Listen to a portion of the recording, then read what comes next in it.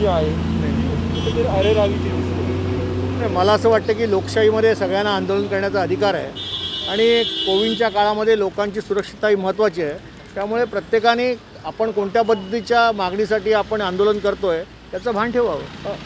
चंद्रकांत पाटलांनी आव्हान केलं आहे की कोल्हापूरमधल्या कुठल्याही आमदारांनी राजीनामा घेऊन दाखवा, राजीनामा द्यावा, मी तिथे निवडणूक जिंकून दाखवून अशा पद्धतीचा आव्हान. मी त्यांचं बाईट ऐकलं नाही, त्यामुळे मी याच्यावरती माझी प्रतिक्रिया देणं योग्य राहणार नाही. आजच्या बैठकीत काय झालं? अच्छा, असं आहे की रिजन वाईज बैठका आमदारांच्या या महाराष्ट्रातल्या होत आहेत. आज मुंबई रिजनच्या आमदारांची बैठक आहे आणि त्यामुळे त्यांच्या मतदारसंघातले जे महत्त्वाचे प्रश्न आहेत, जे गेले अनेक वर्ष ते पाठपुरावा करत आहेत, ते मार्गी लावण्याच्या दृष्टीने सर्व वरिष्ठ अधिकारी आणि आमदार अशी ती बैठक आहे. बैठक सुरू आहे. सर, कांजूरमार्ग के लैंड को लेकर के क्या लीगल पत्र दिलं, काम थांबवण्यासाठी केंद्र सरकारने त्या पद्धतीने दबाव आणला आहे. नेमकं शिवसेनेची आता भूमिका काय आहे? मला असं वाटतं की केंद्र सरकारची ही भूमिका अत्यंत दुर्दैवी आहे की आघाडी सरकारने आणि खास करून माननीय मुख्यमंत्री महोदय यांनी आरे कॉलनी येथील जी शेड आहे पर्यावरणाच्या रक्षणाकरता कांजूर येथे हलवली आणि त्याच्यामुळे जवळजवळ पूर्ण प्रोजेक्टमधले 4,500 कोटी रुपये हे सेव्हिंग होणार आहे. आणि माझ्या माहितीप्रमाणे लाईन 4, लाईन 3, लाईन 6 आणि लाईन 14 म्हणजे अगदी कुलाबा, इकडे ठाणा, कल्याण, डोंबिवली या सगळ्या लोकांना या संपूर्ण याचा फायदा होणार आहे. आणि त्यामुळे कांजूरची शेड ही वायबल आहे.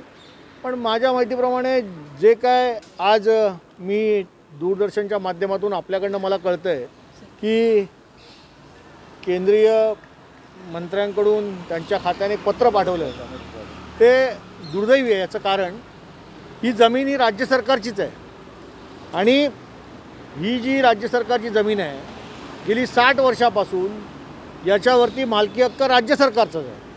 अचानकपणे मुंबईतील कोणत्या केंद्रीय मंत्र्यांना अशा पद्धतीने पोटदुखी आली, याचं पोटदुखीचं उत्तर हे त्यांनी शोधावं. परंतु या संपूर्ण प्रोजेक्टमुळे आज मुंबईकरांना याचा फायदा होणार आहे. कल्याण, डोंबिवली इकडे उपनगरामध्ये आणि तिथे कुलाब्यापर्यंत सर्वांना त्या ठिकाणी कन्व्हिनियंट अशा पद्धतीचा प्रवास करता येईल अशा दृष्टीने हे सगळं काम आपण केलेलं आहे आणि 4,500 कोटी रुपये सरकारच्या याच्यामध्ये वाचतात. केंद्राने जो दावा केला आहे की ही जागा आमची आहे, स्टॉपवर्क नोटीस त्या पद्धतीची आहे, तर हा संघर्ष दिसतो केंद्र विरुद्ध. मी तर स्पष्ट असं म्हणेन की आत्तापर्यंत 60 वर्षात या जमिनीची मालकी राज्य सरकारचीच होती. त्यामुळे केंद्राचं या ठिकाणी मालकी असणं हे मला वाटतं या ठिकाणी असणारे मुंबईचे जे मंत्री आहेत ज्यांच्याकडे हे खातं आहे त्यांना साक्षात्कार झाला असावा. अन्यथा मुंबईच्या पर्यावरणाचं रक्षण करत असताना ही पोटदुखी असेल आणि कदाचित या पोटदुखीचं औषध त्यांनी स्वतःच त्या ठिकाणी शोधावं असं माझं स्पष्ट मत आहे.